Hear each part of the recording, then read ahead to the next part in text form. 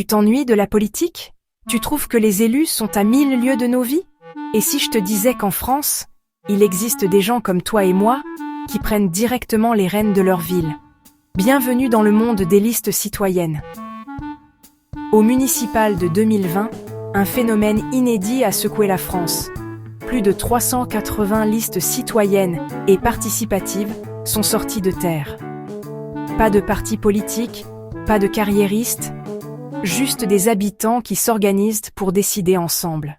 Imagine, tes voisins, ta boulangère, le prof de ton gamin, qui montent une équipe pour diriger la commune. Pas d'étiquette partisane, des décisions prises avec les habitants toute l'année, des méthodes originales, tirage au sort, élections sans candidat. À Saint-Médard-d'Anjal, par exemple, la tête de liste a été choisie, sans qu'elle se soit proposée.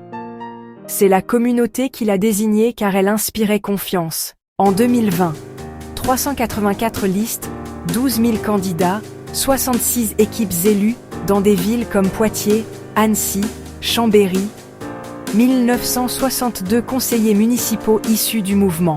Et fun fact, 40% étaient menés par des femmes, contre seulement 23% en politique classique. Une fois élues, ces équipes appliquent la démocratie directe, référendums locaux, contrôle citoyen des finances, transparence totale, mandat court, pas de cumul. Exemple inspirant, Saillant, petit village de la Drôme, où depuis 2014, ce sont les habitants qui décident en assemblée citoyenne. Résultat, un lien beaucoup plus fort entre élus et citoyens. Tout n'est pas si simple. La concertation prend énormément de temps. L'administration est lourde.